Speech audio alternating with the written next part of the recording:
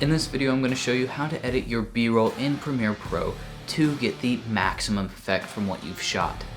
This means more viewer watch time and engagement with your video through a few simple changes.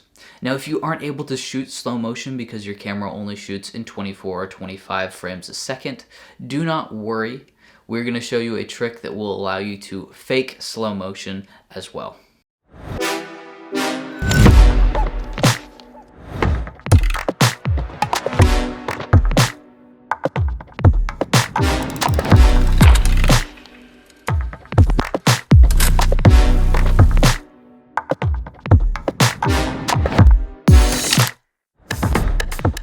Hi, my name is Daniel, and I'm here to tell you that slow motion does not have to always be 120 frames a second. You can get wonderful slow motion out of 50 frames a second and 60 frames a second.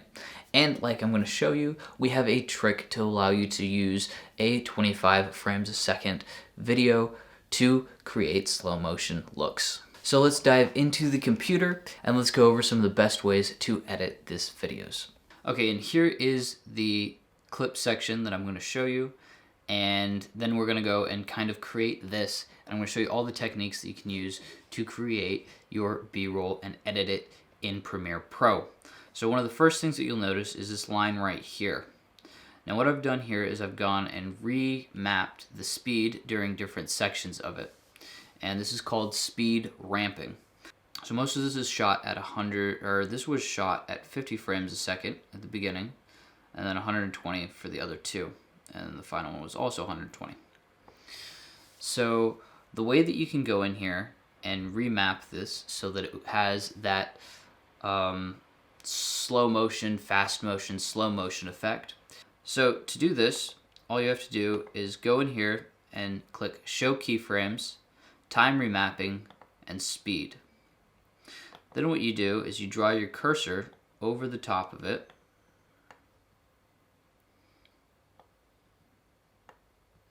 to the part that you would like to have a different speed.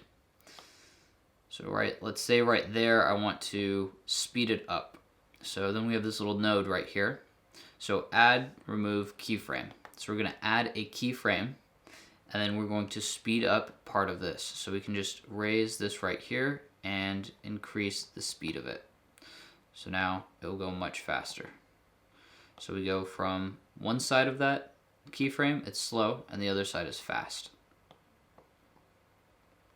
And if we want to bring it back down to slow again, we just add another keyframe.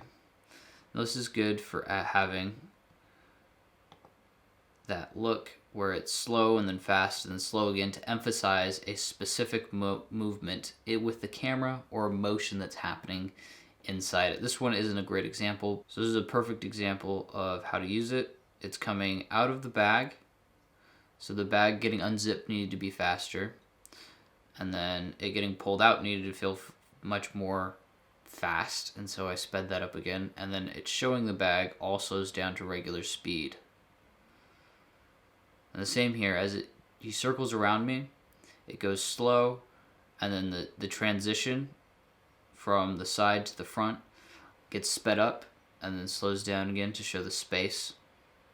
And the same here, the camera, when it covers my face, it isn't as interesting of a moment, so we speed through that much faster and then come back down to the expression at the end and do slow motion. And then this one is just purely slow motion.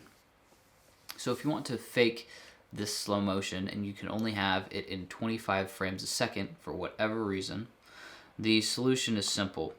So if you look at the properties on this one is shot at 50 frames a second. But let's say we wanted it to look like 100 frames a second. And this works the same with 25 frames a second, making it look like it's 50 frames a second slow motion.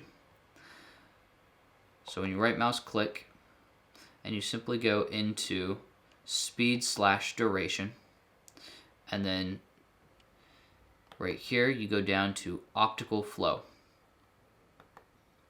And then you reduce the speed by 50%. We'll just throw it in there, or to 50%. Press enter, and now it's doubled in length. So now it feels like it's twice the slow motion.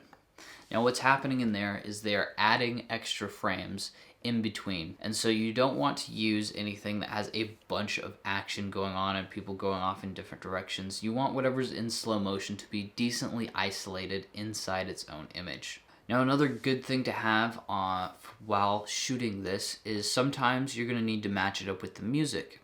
And there's just not quite enough.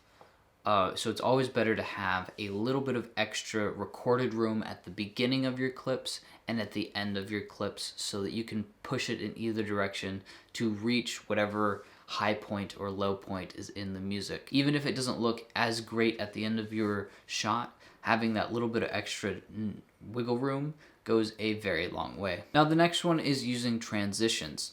And right here at the very end, I don't have it going into anything, but the transition that's set up is it being covered by this wall, and then the next clip that's going to come out is going to be coming out from a wall as well into the next shot. So this is a in-camera transition.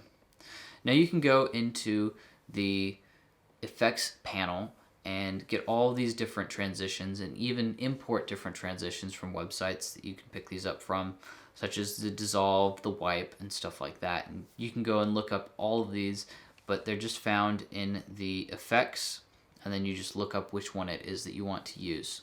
And throwing these on there can really help the flow of your video or hurt it depending on what type of video you are shooting and what type of B-roll is going on. And then don't be afraid to take out sections. For example, this section right here that I shot for using vintage lenses, when I had the single click into the 1.7, that went from the f8 all the way down to the 1.7, and I really wanted all of those clicks to be noticeable, but it really just was not emphasizing the fact that it was a manual aperture lens. And so by just having that one single click and by cutting out 90% of that clip, it was able to emphasize this point much more clearly. And as always with anything when it comes to making videos, having it match up with the recorded audio is a huge, huge emotional driving factor for any good creative B-roll. If you do have only music under it, it's really good to line it up specifically with the transitions, whether it's to the beat or some other thing that is occurring inside the music. As well, if you're just doing it as an overlay over someone's voice, then also having it match the transitions as they speak about different things is a huge bonus for the audience, and it really helps the viewers connect with your video much more. So my name is Daniel, and don't forget to like and subscribe. We're going to be doing a bunch of B-roll stuff over the next month, so stick around for that. Thank you so much for watching, and take care.